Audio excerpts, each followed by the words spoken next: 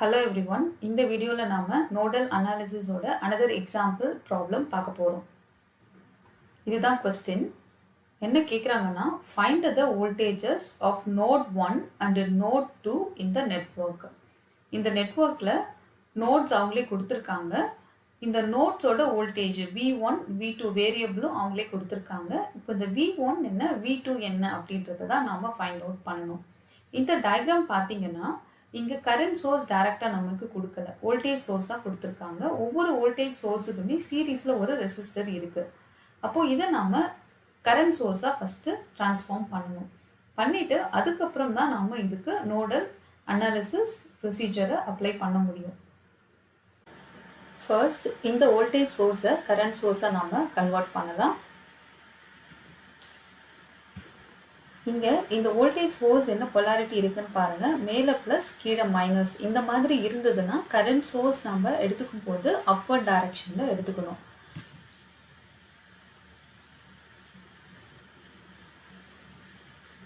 Upward direction. இந்த current சோர்ஸோட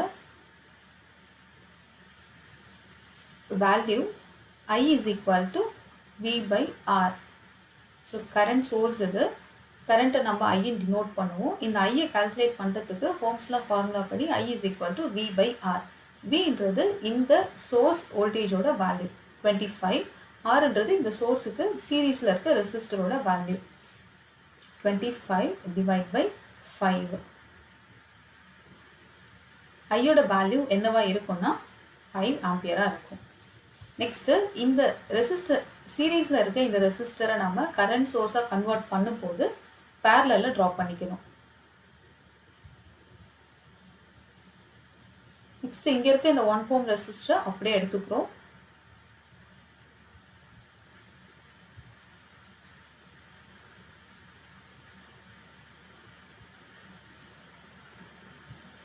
next இந்த 0.5 ohm ரெசிஸ்டரையும் அப்படியே எடுத்துக்கிறோம்.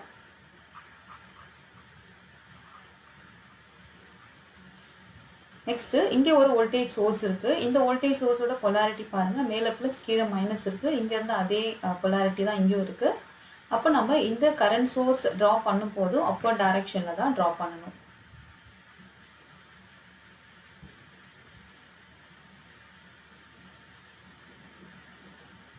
இதோட current value I is equal to V by R. V யோட வேல்யூ 30, R ஓட வேல்யூ 3. இதை டிவைட் பண்ணீங்கன்னா கரண்ட் 10 ஆம்பியர் கிடைக்கும். இங்க சீரீஸ்ல இருக்க இந்த ரெசிஸ்டர் நம்ம கரண்ட் சோர்ஸ்க்கு பேரலல்ல டிரா பண்ணிக்கணும்.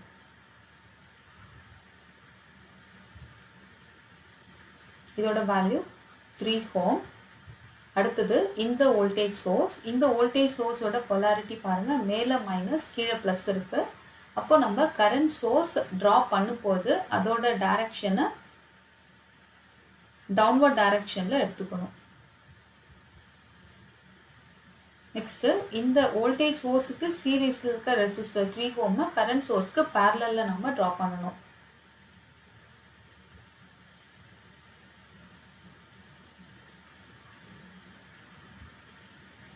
இதோட வேல்யூ 3 ohm. இந்த கரண்ட் சோர்ஸோட வேல்யூ என்னவா இருக்கும்னா I is equal to V by R. V ஓட வேல்யூ 3, R ஓட வேல்யூ 3, 3 டிவைட் பை 3 1 ஆம்பியர் கிடைக்கும்.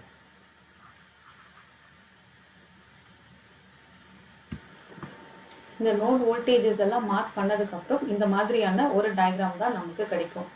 இதுல இந்த நோடுக்கு பாத்தீங்கன்னா எந்தெந்த பிரான்ச்சஸ் கனெக்ட் ஆயிருக்கு, இந்த கரண்ட் சோர்ஸ் பிரான்ச் கனெக்ட் ஆயிருக்கு, 5 ohm ரெசிஸ்டர் கனெக்ட் ஆயிருக்கு, 1 ohm ரெசிஸ்டர் கனெக்ட் ஆயிருக்கு, 0.5 ohm ரெசிஸ்டர் கனெக்ட் ஆயிருக்கு. அதே மாதிரி இந்த நோட் 2 இதுல எந்த பிரான்ச்சஸ்லாம் கனெக்ட் ஆயிருக்குன்னா 3 ohm 10 ampere current source, 3 ohm 1 ampere current source, finally இந்த 0.5 ohm ரெசிஸ்டர். இங்க ப்ராப்ளம்ல 2 நோட்ஸ் இருக்கு. 2 நோட்ஸ் இருந்ததுன்னா நமக்கு 2 ஈக்குவேஷன்ஸ் கிடைக்கும். ஃபர்ஸ்ட் இந்த நோடுக்கான ஈக்குவேஷன் நாம எழுதலாம். இந்த நோட்ல எந்தெந்த பிரான்ச்சஸ்லாம் கனெக்ட் ஆயிருக்குன்றதை நாம பார்த்தோம். இப்போ கனெக்ட் ஆயிருக்க பிரான்ச்ல இது ஒன்று கரண்ட் சோர்ஸ். அந்த கரண்ட் சோர்ஸோட டைரக்ஷன் அப்வர்ட்ல இருக்கு நமக்கு தெரியும். அப்போ இது பார்த்தீங்கன்னா இதுக்கு என்டர் ஆகுது இந்த நோடுக்கு. இது போக இருக்க மற்ற பிரான்ச்சஸ், இந்த 3 பிரான்ச்சஸ்லையுமே நான் என்ன பண்ணுறேன்னா லீவிங் கரண்ட்டாக எடுத்துக்கிறேன். பிகாஸ் நமக்கு இதோட கரண்ட் டைரக்ஷன் தெரியாது. அந்த கரண்ட் டைரக்ஷன்ஸ் தெரியாததுனால இதெல்லாமே லீவிங் கரண்ட்டாக நான் அசியூம் பண்ணிக்கிறேன். ப்ரீவியஸ் ப்ராப்ளம்லையும் அந்த மாதிரி தான் நான் எடுத்து சால்வ் பண்ணியிருப்பேன். கிர்ச்சாஃப்ஸ் கரண்ட் லா நமக்கு தெரியும். Sum of entering current is equal to sum of leaving current. இந்த நோடு V1க்கு என்டரிங் கரண்ட் எதுனா 5 ஆம்பியர். லீவிங் கரண்ட் எதுலானா I1, I2 and I3. First நாம் ஒரு நோடை எடுத்துக்கிறோம். அந்த நோடுக்கு எதெல்லாம் என்டரிங் கரண்ட்டுன்னு பார்க்குறோம் அதெல்லாம் ஒரு சைடு எழுதிக்கிறோம். எதெல்லாம் லீவிங் கரண்ட்டுன்னு பார்க்குறோம் அதெல்லாம் அனதர் சைடு எழுதிக்கிறோம். இப்போ நம்ம இந்த current I1, I2, I3 expand பண்ணி எழுதலாம். I1ன்றது இந்த பிரான்ச்சில் போகிற கரண்ட். ஆஸ் பர் ஹோம்ஸ் லா நமக்கு தெரியும் I is equal to V by R. இந்த I1 நான் எப்படி எழுதலாம்னா V1 டிவைட் பை Rோட வேல்யூ 5 ப்ளஸ் I2ன்றது இந்த பிரான்ச்சில் போகிற கரண்ட். இந்த பிரான்ச்சில் என்ன வோல்டேஜ் இருக்கும்னா V1 வோல்டேஜ் இருக்கும். நெக்ஸ்ட்டு இதில் ரெசிஸ்டரோட வேல்யூ என்னன்னா 1. இந்த I2வை நம்ம எப்படி எழுதலாம் V1 டிவைட் பை 1ன்னு எழுதலாம். ப்ளஸ் I3ன்றது இந்த பிரான்ச்சில் போகிற கரண்ட். இப்போ இந்த பிரான்ச் நல்லா கவனிச்சிங்கன்னா இந்த ரெசிஸ்டர் 0.5 ஓம் ரெசிஸ்டர் இந்த நோட் 1லையும் கனெக்ட் ஆயிருக்கு, அனதர் ரெண்டு நோட் 2லையும் கனெக்ட் ஆயிருக்கு. அப்போ இதோட வோல்டேஜ் நம்ம எழுதும் போது V1 மைனஸ் V2ன்னு எழுதணும். பிகாஸ் இதெல்லாமே பார்த்தீங்கன்னா இந்த ரெசிஸ்டர் இது எல்லாமே பார்த்தீங்கன்னா பேரலல் இருக்கு. இதோட வோல்டேஜஸ் V1 தான் இருக்கும், இங்கே V1 இருக்கும், இங்கே V1 தான் இருக்கும். பட் இந்த ரெசிஸ்டர் பார்த்தீங்கன்னா இந்த ரெண்டு நோடுக்கும் இன் பிட்வீனில் கனெக்ட் ஆயிருக்கு. இதோட வோல்டேஜ் என்னவா இருக்கும்னா இந்த ரெண்டு வோல்டேஜோட டிஃப்ரென்ஸாக இருக்கும். இப்போ நான் இந்த நோடுக்கு எழுதுறதுனால V1 மைனஸ் V2ன்னு எழுதுறேன். சப்போஸ் நான் V2 நோடுக்கு ஈக்குவேஷன் எழுத போறேன்னா அப்போ V2 மைனஸ் V1ன்னு எழுதணும். நம்ம மெஷ் அனாலிசிஸில் பார்த்ததே தான். மெஷ் அனாலிசிஸில் கரண்ட்டுக்கு எழுதியிருப்போம். ரெண்டு மெஷ்ஷுக்கும் காமனாக இருக்கிற ரெசிஸ்டரை அதோட கரண்ட் எழுதும் போது I1 மைனஸ் I2ன்னு எழுதியிருப்போம். இங்கே நாம் கிர்ச்சாஃப்ஸ் கரண்ட்டில் அப்ளை பண்ணுறோம். I is equal to V by R. அப்போ வோல்டேஜ்க்கு நம்ம எழுதும் போது ரெண்டு நோடுக்கும் காமனாக இருக்கிற ரெசிஸ்டருக்கு எழுதும் போது V1 மைனஸ் V2ன்னு எடுத்துக்கணும். Divide by R. Rன்றது இந்த ரெசிஸ்டரோட வேல்யூ, இதோட வேல்யூ 0.5. இப்போ நம்ம இந்த ஈக்குவேஷனை சிம்பிளிஃபை பண்ணலாம்.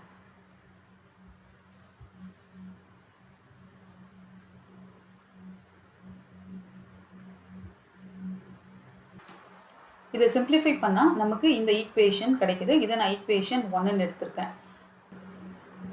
நெக்ஸ்ட்டு இந்த நோடுக்கான ஈக்குவேஷன் எழுதலாம். இப்போ இந்த நோடுக்கு நம்ம கிர்ச்சாஃப்ஸ் கரண்ட்ல அப்ளை பண்ண போகிறோம்.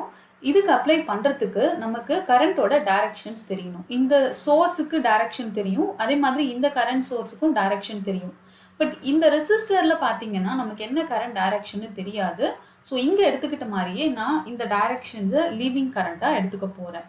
இது லிவிங் கரண்ட். நெக்ஸ்ட்டு இந்த ரெசிஸ்டரோடதும் லிவிங் கரண்ட், இதுவும் லிவிங் கரண்ட்டாக எடுத்துக்கிறேன். இதை நான் I4, I5, I6ன்னு அசியூம் பண்ணிக்கிறேன். இப்போ இது பார்த்தீங்கன்னா என்டர் ஆகுது. நெக்ஸ்ட்டு இந்த சோர்ஸ் கரண்ட்டு லீவ் ஆகுது. இந்த நோடுக்கு நாம் இப்போ KVL அப்ளை பண்ணோம்னா entering current, sum of entering current is equal to sum of leaving current. இப்போ இந்த நோடுக்கு எதெல்லாம் என்டரிங் கரண்ட்டாக இருக்கும்? இந்த 10 ஆம்பியர்லேருந்து போகிறது என்டரிங் கரண்ட்டாக இருக்கும். அடுத்தது பார்த்தீங்கன்னா மற்ற எல்லாமே நமக்கு லீவிங் கரண்ட்டு தான். இதை நம்ம எப்படி எழுதலாம்? 10 is equal to 1 plus I4 plus I5 plus I6. இது பிகாஸ் லீவிங் கரண்ட். இந்த 1 ஆம்பியர் கரண்ட் சோர்ஸ்லேருந்து பார்த்தீங்கன்னா டைரக்ஷன் டவுன்வர்டில் இருக்குது, விச் மீன்ஸ் இந்த நோட்லேருந்து இந்த கரண்ட் லீவ் ஆகுதுன்னு அர்த்தம். ஸோ நம்ம என்டரிங் கரண்ட்டை ஒரு சைடு எழுதிக்கிறோம், லீவிங் கரண்ட் எல்லாமே அனதர் சைடு எழுதிக்கிறோம். இப்போ இதை நம்ம என்ன பண்ணலாம், 1 ஈக்குவல் டு இந்த சைடு எடுத்துகிட்டு வரலாம். இந்த சைடு எடுத்துகிட்டு வந்தோம்னா நமக்கு 9 ஆகிடும். இதில் நம்ம I4, I5, I6 இங்கே எழுதுன மாதிரியே எக்ஸ்பாண்ட் பண்ணி எழுத போகிறோம். I4ன்றது இந்த பிரான்ச்சோட கரண்ட்டு.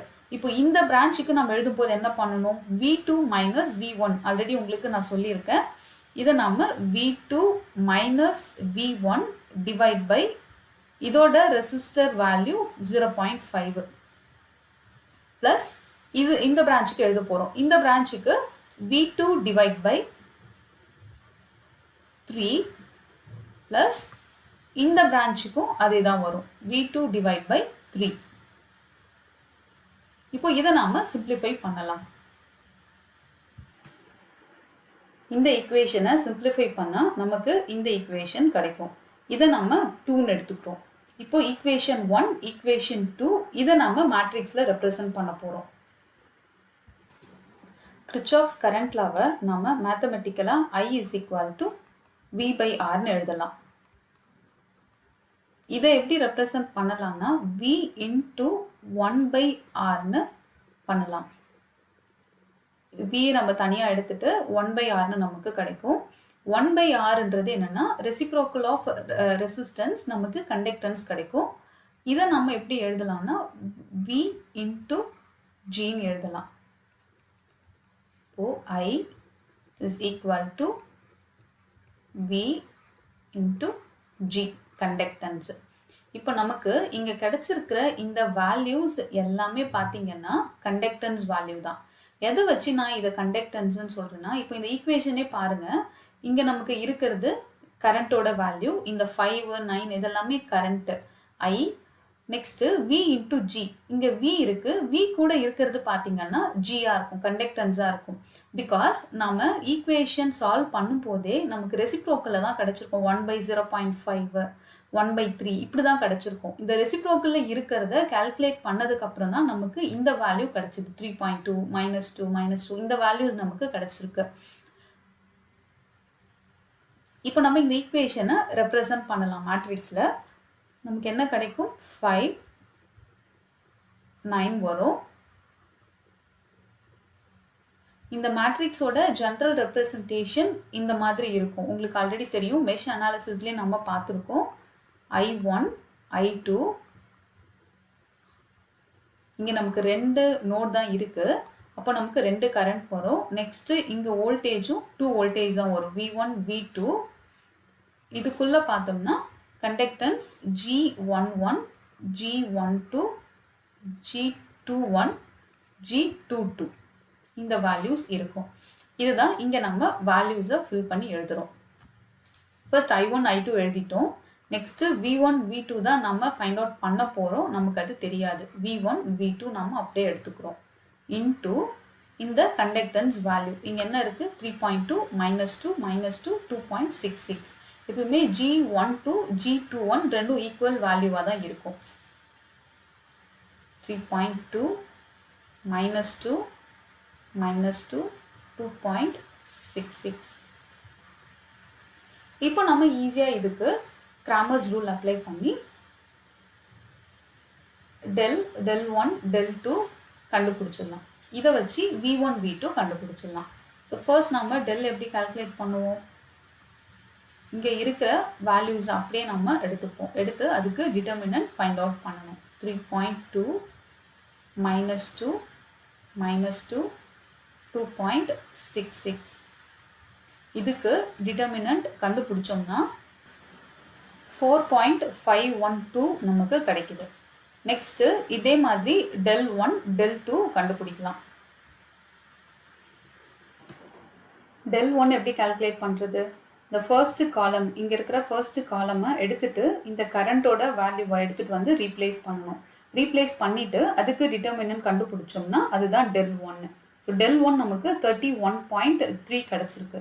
del 2 எப்படி கால்குலேட் பண்ணுவோம், செகண்ட் காலமை இந்த கரண்ட்டோட வேல்யூவை எடுத்துகிட்டு வந்து ரீப்ளேஸ் பண்ணணும். ரீப்ளேஸ் பண்ணோம்னா நமக்கு 38.9 கிடச்சிருக்கு. இப்போது இதை வச்சு நம்ம V1, V2 கால்குலேட் பண்ணலாம். V1ஓட formula del 1 by del. So del 1 31.3 divide by டெல்லோட வேல்யூ 4.512. இதை கால்குலேட் பண்ணோம்னா 6.93 வோல்ட் கிடைக்குது. V2 அதே மாதிரி del 2 by del. இந்த வேல்யூஸை சப்ஸ்டியூட் பண்ணோம்னா நமக்கு V2ஓட வேல்யூ 8.6 வோல்ட் கிடைச்சிருக்கு. இந்த டிட்டர்மினன்ட்ஸ் மேனுவலாக நம்ம கால்குலேட் பண்ணாமல் கால்குலேட்டர் யூஸ் பண்ணி ஈஸியாக கால்குலேட் பண்ண முடியும். இங்கே வந்து நமக்கு 2x2 மேட்ரிக்ஸ் தான் இருக்குது. ஸ்மாலர் வேல்யூஸ் இருக்கிறதுனால நம்ம மேனுவலாக கூட கால்குலேட் பண்ணலாம். பட் 3x3 மேட்ரிக்ஸ் 4x4 மேட்ரிக்ஸ்லாம் போகும்போது அண்ட் வேல்யூஸும் நமக்கு லார்ஜர் வேல்யூஸ் இருந்துச்சுன்னா அப்போ நம்மளால் மேனுவலாக உட்காந்து டிட்டர்மினன்ட் ஃபைண்ட் அவுட் பண்ணால் டைம் அதிகமாக எடுத்துக்கும். அந்த மாதிரி கேஸில் நம்ம கால்குலேட்டர் யூஸ் பண்ணி கால்குலேட் பண்ணலாம். அது எப்படின்றதோட லிங்க்கை நான் டிஸ்கிரிப்ஷனில் கொடுக்குறேன். அந்த வீடியோவை நீங்கள் பார்த்துக்கோங்க. இப்படி தான் ஈக்குவேஷன் எழுதி அதை நம்ம மேட்ரிக்ஸில் ரெப்ரசன்ட் பண்ணி நெக்ஸ்ட்டு கிராமர்ஸ் ரூல் அப்ளை பண்ணிவிட்டு அதுலேருந்து V1 V2 ஃபைண்ட் அவுட் பண்ணுறது. இப்போ நான் என்ன பண்ண போகிறேன்னா இந்த ஈக்குவேஷன் எழுத போகிறது இல்லை. ஈக்குவேஷன் எழுதாமல் இந்த ஸ்டெப்பை உங்களுக்கு ஸ்கிப் பண்ணிவிட்டு டைரக்டாகவே இந்த ஸ்டெப்புக்கு எப்படி போகிறது அப்படின்றத சொல்லி கொடுக்க போகிறேன். சப்போஸ் உங்களுக்கு எக்ஸாமில் நோடல் ஈக்குவேஷன் எழுதுங்கன்னு கேட்கலன்னா நீங்கள் அந்த ஈக்குவேஷன்லாம் எழுதி டைமை வேஸ்ட் பண்ணிட்டு இருக்க வேண்டாம். அந்த ஈக்குவேஷன் எழுதுறதுக்கு உங்களுக்கு மினிமம் 2 to 3 minutes ஆகும். நீங்கள் என்ன பண்ணலாம், டைரெக்டாக இந்த மேட்ரிக்ஸ் ரெப்ரசன்டேஷன் வந்துட்டு அதுக்கப்புறம் நம்ம இப்போ என்ன ஸ்டெப்ஸ் ஃபாலோ பண்ணோம், கிராமர்ஸ் ரூல் அப்ளை பண்ணி del1 del2 கண்டுபிடிச்சிட்டு அதுலேருந்து V1 V2 ஃபைண்ட் அவுட் பண்ணோம். நீங்கள் டைரெக்டாகவே அந்த ஸ்டெப்புக்கு போயிடலாம். இப்போ உங்களுக்கு டைமும் வேஸ்ட் ஆகாது. டைம் இந்த இடத்துல நீங்கள் நிறையா சேவ் பண்ணலாம். இன்ஸ்பெக்ஷன் மெத்தட் யூஸ் பண்ணி இந்த டயக்ராமை மட்டுமே வச்சு டைரெக்டாக மேட்ரிக்ஸில் ரெப்ரசன்ட் பண்ண போகிறோம். அது எப்படின்றத உங்களுக்கு நான் சொல்கிறேன். இது எதுக்காக எழுதியிருக்குன்னா நம்ம இன்ஸ்பெக்ஷன் மெத்தட் யூஸ் பண்ணதுக்கப்புறம் கிடைக்கிற மேட்ரிக்ஸ் ரெப்ரசன்டேஷனும் ஈக்குவேஷன்லேருந்து நம்ம எழுதின மேட்ரிக்ஸ் ரெப்ரசன்டேஷனும் சேமாக இருக்கான்னு கம்பேர் பண்ணுறதுக்காக தான் எழுதியிருக்கேன். இதுதான் மேட்ரிக்ஸோட ஜென்ரல் ரெப்ரசன்டேஷன் நமக்கு தெரியும். இப்போ நம்ம இந்த வேல்யூஸை ஒவ்வொன்றா ஃபில் பண்ண போகிறோம். V1 எதுவும் வராது, அப்படியே V1 V2 தான் நம்ம எடுத்துப்போம். இந்த வேல்யூஸ் எப்படி ஃபில் பண்ணுறதுன்னு பார்க்கலாம். ஃபர்ஸ்ட்டு I1ன்றது நோட் 1 நம்ம பார்க்கணும். நோட் 1ல் என்னென்ன கரண்ட் சோர்ஸ் இருக்குன்னு பாருங்கள். இங்கே ஒரே ஒரு கரண்ட் சோர்ஸ் தான் இருக்குது, அது என்டரிங் கரண்ட்டாக இருக்குது. நான் சொல்லியிருக்கேன் என்டரிங் கரண்ட்டை நான் எப்பவுமே ப்ளஸ்லையும் லீவிங் கரண்ட்டை மைனஸ்லையும் எடுத்துக்க போகிறேன் அப்படின்ட்டு. இது ஆர்பிட்ரரி தான், மாற்றி கூட எடுக்கலாம். பட் நான் என்டரிங் கரண்ட்டை ப்ளஸ்னும் லீவிங் கரண்ட்டை மைனஸ்னும் எடுத்துக்கிறேன். இங்கே 5 ஆம்பியர் என்டரிங் கரண்ட்டுன்றதுனால I1ஓட வேல்யூ 5ஆக இருக்கும். நெக்ஸ்ட்டு I2 பார்த்தீங்கன்னா நோட் 2 நம்ம பார்க்கணும். நோட் 2ல் என்னென்ன கரண்ட் சோர்ஸ் கனெக்ட் ஆயிருக்குன்னு பாருங்கள். இந்த கரண்ட் சோர்ஸ் கனெக்ட் ஆயிருக்கு, தென் இந்த கரண்ட் சோர்ஸ் கனெக்ட் ஆயிருக்கு. இந்த ரெண்டு கரண்ட் சோர்ஸோட டைரக்ஷன் பாருங்கள். 10 ஆம்பியர் என்டரிங் கரண்ட்டாக இருக்குது, 1 ஆம்பியர் லீவிங் கரண்ட்டாக இருக்குது. அந்த ஆரோ மார்க் பார்த்தாலே நமக்கு புரிஞ்சிக்க முடியுது. என்டரிங் கரண்ட்டை நான் ப்ளஸ்னும் லீவிங் கரண்ட்டை மைனஸ்னும் எடுத்துக்கிறேன். அப்போ எனக்கு என்ன கிடைக்கும்னா 10, லீவிங் கரண்ட் மைனஸ்னு போது -1ன்னு கிடைக்கும், விச் இஸ் ஈக்குவல் டு 9. நான் இங்கே டைரெக்டாகவே என்ன பண்ணுறேன், 9ன்னு எடுத்துக்கிறேன். இஸ் ஈக்குவல் டு இங்கே G11 நான் இங்கே செப்பரேட்டாக போட்டு காமிக்கிறேன். ஸோ ஃபர்ஸ்ட்டு G11ன்றது நோட் 1ல் கனெக்ட் ஆகிருக்க ரெசிஸ்டர்ஸ். நோட் 1ல் என்னென்ன ரெசிஸ்டர்ஸ் கனெக்ட் ஆகிருக்கு, 5, 1, 0.5. இதை எல்லாத்தையும் நம்ம என்ன பண்ணணும், கண்டக்டன்ஸ்ன்றது ரெசிஸ்டன்ஸோட ரெசிப்ரோக்கல். அப்போ நம்ம இதை எழுதும் போது என்ன பண்ணணும், 1/5 ப்ளஸ் 1/1 இஸ் ஈக்குவல் டு 1 தான் வரப்போகுது, ப்ளஸ் 1/0.5. நம்ம மெஷ் அனாலிசிஸில் இன்ஸ்பெக்ஷன் மெத்தட் வச்சு எழுதும் போது அந்த மெஷ்ல என்ன ரெசிஸ்டர்ஸ் இருக்கோ அதை அப்படியே எடுத்து ஆட் பண்ணியிருப்போம். இங்கே இது கண்டக்டன்ஸ். அப்போ நம்ம என்ன பண்ணுறோம், அந்த நோடில் என்னென்ன ரெசிஸ்டர்ஸ் கனெக்ட் ஆகிருக்கோ அதோட வேல்யூவை ரெசிப்ரோக்கல் பண்ணி ஆட் பண்ணுறோம். அவ்வளோதான் டிஃப்ரென்ஸு. நெக்ஸ்ட்டு G12ன்றது நோட் 1க்கும் நோட் 2க்கும் இன் பிட்வீனில் இருக்க ரெசிஸ்டர் ஆர் காமனாக இருக்க ரெசிஸ்டர். இப்போ இந்த 1 இங்கே 2 இருக்குது, இது ரெண்டுத்துக்கும் காமனாக இருக்க ரெசிஸ்டர் பார்த்தீங்கன்னா 0.5. எப்பயுமே நாம் இந்த மாதிரி காமனாக இருக்கிற வேல்யூ எழுதும் போது மைனஸில் எழுதணும். இப்போ -1/0.5 வரும். This is equal to G21. So G21னா நோட் 2க்கும் நோட் 1க்கும், அப்போவும் இதே 0.5 தான் வரும். அடுத்தது G22க்கு எழுத போகிறோம். G22 இஸ் ஈக்குவல் டு G22னா நோட் 2ல் எந்தெந்த வேல்யூஸ் எல்லாமே கனெக்ட் ஆகிருக்குன்னு பார்க்கணும். இதில் 0.5, 3, 1, 3. இதை நம்ம எப்படி எழுதலாம், எல்லாமே இன்வர்ஸில் எழுதணும். இப்போ 1/0.5 ப்ளஸ் 1/3 ப்ளஸ் 1/3. இது எல்லாமே நாம் இன்வர்ஸ் பண்ணி ஆட் பண்ணுறோம். ஆட் பண்ணிங்கன்னா நமக்கு இது 3.2 கிடைக்கும், இது -2 கிடைக்கும், இது 2.3 66 கிடைக்கும். இந்த வேல்யூஸை இந்த பிளேஸில் நம்ம ஃபில் பண்ணலாம். இங்கே ஃபில் பண்ணிங்கன்னா G11 3.2, G12 -2, G21 -2, G22 2.66 into V1 V2. இப்போ இங்கே நமக்கு கிடைச்சிருக்க இந்த ரெப்ரசன்டேஷனும் இங்கே இருக்கிற இந்த ரெப்ரசன்டேஷனும் சேமாக இருக்கான்னு பாருங்கள். சேமாக தான் இருக்குது. இப்படி தான் நாம் இன்ஸ்பெக்ஷன் மெத்தட் யூஸ் பண்ணி டைரெக்டாக மேட்ரிக்ஸில் ரெப்ரசன்ட் பண்ணுறது. இது எத்தனை நம்பர் ஆஃப் நோட்ஸ் இருந்தாலும் இதே ப்ரொசீஜர் தான்.